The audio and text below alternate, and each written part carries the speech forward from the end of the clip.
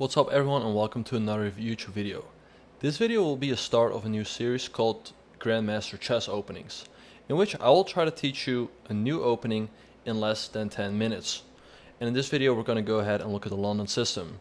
So if you like videos like this, make sure to subscribe and there will be more videos coming your way. So the London system starts off with the move 1d4, and my goal in this video is to try to give you a full repertoire with the move 1d4. So after 1d4, black's main moves are the moves d5 and knight f6. So let's say black goes knight f6, you play the move knight f3. And black usually plays d5, you play bishop to f4, the London system. And the great thing about this opening is that you cannot really get tricked by move orders. Because after the move d4, if black plays d5, you just play knight f3 again. If black plays knight f6, you go bishop to f4. Alright, so after bishop f4, what can black do? So after bishop f4, black will usually play pawn to c5, which you will respond to with the move e3. So let's say black plays knight c6, you play c3, building a solid center here. And what you should remember in the London system is that if your opponent takes on d4, you always want to recapture with the e pawn, because you can use this half open e line to attack later on. Okay, so this is what happens if black takes on d4. If black plays a move like e6, we're going to play the move knight b to d2, and what black will often do here is play the move bishop d6, offer a trade of bishops. And what I'm going to recommend here is the move bishop to g3. Let's say black castles, we play bishop d3. This is one of the main positions you can get in the London. Once again, if black takes on d4, we're going to recapture with the e pawn. And what white is often going to do is, let's say black plays a move like a6, you're going to castle, and let's say black plays b5. What you want to do in these positions is put a knight on e5, because this is very annoying for black. Black cannot take with a knight, because you take with a pawn, and you create a fork, so white wins a piece here. And black also can't really take with the bishop, because then you take, and his knight will have to move, and the knight is the only defender around black's king. So white is always looking to attack here, and let's say you play a move like rook e1, afterwards we're going to play queen h5, and go after the black king. So let's go back a couple moves. So let's say we go knight e5, and let's say black doesn't take. He goes bishop b7. What you're going to do here is play a move like rook e1. Once again, we put the rook on the half open file. Let's say black goes queen here. You play someone like rook e3. And you're going to try to start an attack here with the rook swing over to g3 or h3. And this will always be very dangerous for black. So this should be your plan if black takes on d4. Alright? So let's go back a couple moves. So let's say in this position, once again one of the main positions, let's say black goes queen e7. So what is black trying to do with this move? He's trying to play e5 and open up this bishop. So what you're going to do here is once again play the move knight e5. We know that black cannot take because we get the fork. Black cannot do that.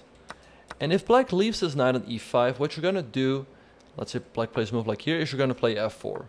Strengthen the knight on e5. Let's say black keeps on developing. You're going to now bring this bishop back to life with the move bishop h4, putting pressure on the knight here. And white's doing great. Black is very cramped here. Once again, these are the plans that you have to remember in the London. After this, we're going to castle, go rook f3, rook g3 or rook h3, and launch a big attack. Now let's have a look at what happens in this position if black takes on g3, which would be a mistake, but it's something you will see quite a lot at lower and intermediate levels. What you're going to do is recapture the h-pawn, and notice that now the rook is opened up towards the black king. This bishop is also eyeing this pawn on h7. Now let's say black plays a move like b6. This looks like a perfectly normal move, right? But guess what? Black is already lost. Here you're going to play the move knight e5, putting the knight once again on this square. This is the main plan that you have to remember. And black's in trouble, because if black takes this knight, you're going to recapture. Now this knight is under attack, and if this knight moves, guess what? Hello, goodbye. White takes here, and black is getting checkmated. You're bringing the queen. Next up, you're going to bring the bishop out of the way, and then it's going to be checkmate. So black cannot take on e5. Let's have a look at what happens if black leaves this knight on e5 on the board. And he goes bishop to b7, defending the knight here. Well, here you have another tactic that's very important to keep in mind, which is the move bishop takes h7. And if black recaptures, Then you're going to go queen h5, and black's just getting checkmated, because this knight is under attack, and if it goes here, you have checkmate. And note that the knight cannot be defended, so black is just getting checkmated here in the next 2 moves. So let's go back. So these are really the plans that you have to remember. One last thing to remember is that if black plays the move queen to c7, you do not want to play knight e5. Because now, if you go knight e5, black can take, you recapture, and black takes, and the bishop on e5 is protected. So here you lose a pawn. This is not what you want to do. But if black goes queen to c7, here you have a little trick, which is the move d takes c5. Black cannot recapture, because that would leave his queen hanging. So black is sort of forced to trade here, but we recapture, and here white is just up a pawn. If black goes e5 to try to go for the fork, you can play e4, and white's just up a pawn, and he's doing great. So let's go back. So this is really what you should do if your opponent goes for e6 and blocks in his own bishop. Now let's have a look at what you should do if black brings out the bishop early to f5. If black brings out the bishop early to f5, you're going to go e3. And if black goes e6, you're going to go c4. This is a move you should be looking at if black brings out this bishop. And if black goes c6, you go knight to c3. And after knight bd7, notice that this bishop on f5 left its defensive post on c8, right? So we're going to go queen b3, hit this pawn, which is very awkward for black to defend. He can go queen c8, which is kind of passive. Note that he cannot go queen to c7 or rook b8 because our bishop will take it. So black will very often play queen to b6.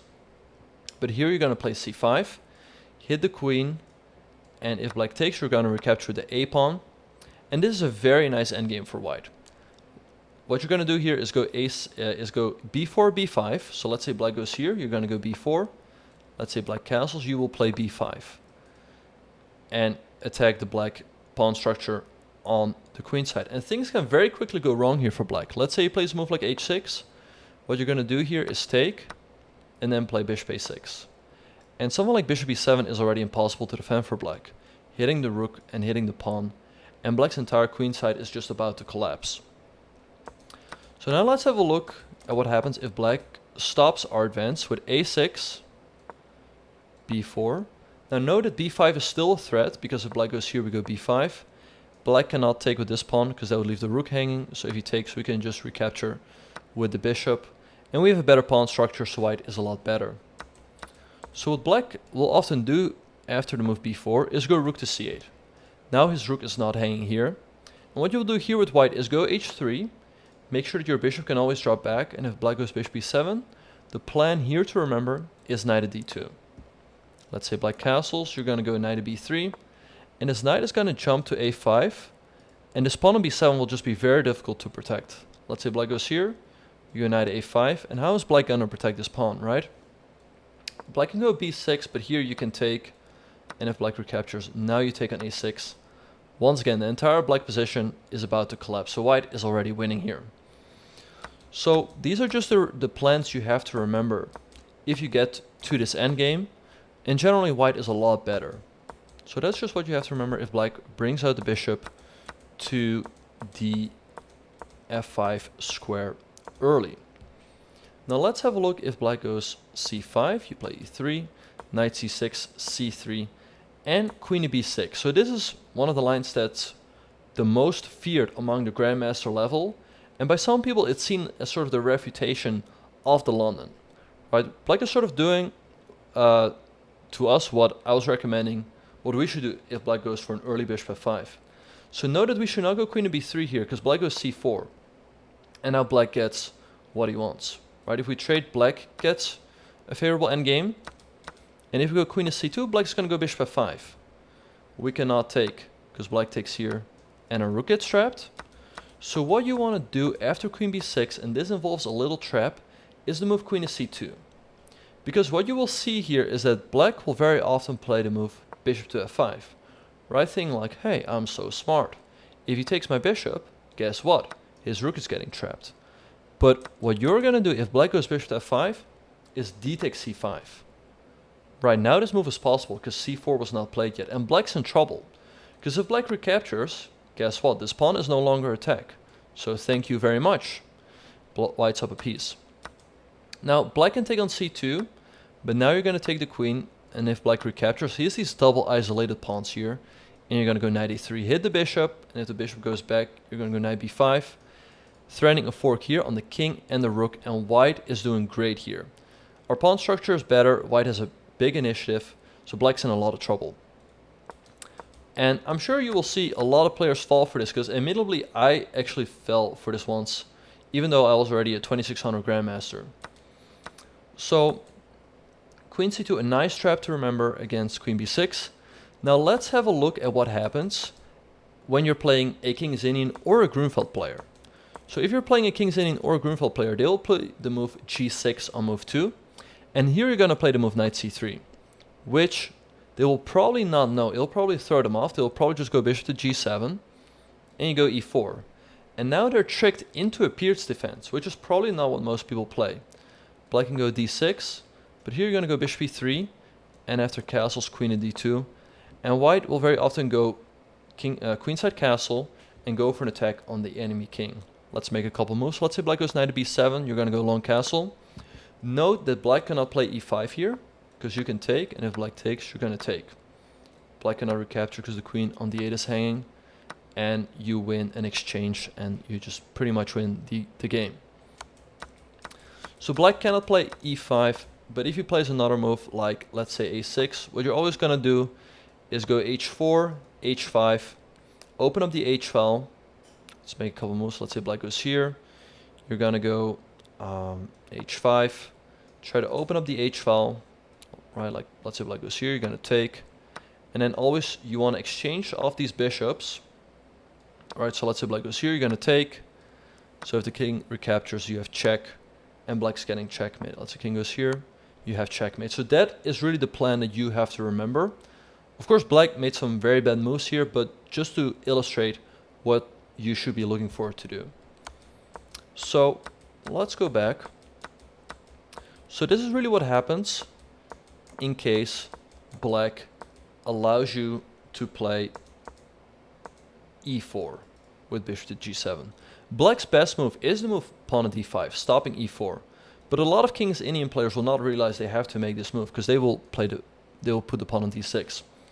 What you're going to do after d5 is bring the bishop out to f4, bishop to g7, and here knight to b5. Because this pawn on c7 is slightly awkward for black to defend. Black has only one way to defend this pawn, which is with knight to a6, after which you'll play e3, and after castles you will play h3, making sure that once again you can drop your bishop back to the h2 square. And this position is not so easy for black to play, because this bishop on g7 is often kind of stuck looking at this pawn. This knight on a6 is very often passive. So this is the line I would recommend against the King's Indian and the Grunfeld. Once again, there's not a whole lot you have to know, but more importantly, black will very often just be tricked into the pierced defense by allowing e4. Now, a couple last things I want y'all to remember is that after d4, if your opponent plays e5, you don't play a move like c3, and you also do not pre-move bishop to f4, because black will take it. But here you just take the pawn. Once again, you have to be flexible. We cannot always play the London, so here we just take the pawn. And if black plays c5, here the best move is d5, followed by, let's say black goes here, you're going to go knight to c3, and e4, with a big center for white. And black is very often just cramped for space in these kind of positions. Furthermore, if black goes g6, you grab the full center with e4. And if black goes b6, you also go e4, grabbing the full center. So I hope that all made sense to you guys. Once again, this was the London system explained very quickly. But I hope this video will be a point for you where you can turn back to. If you forget something, you know, look up a couple of variations. I hope you all enjoyed the video. If you do, please make sure to like, leave a comment below to let me know if there's anything I did not cover. And I hope to see you all in the next video.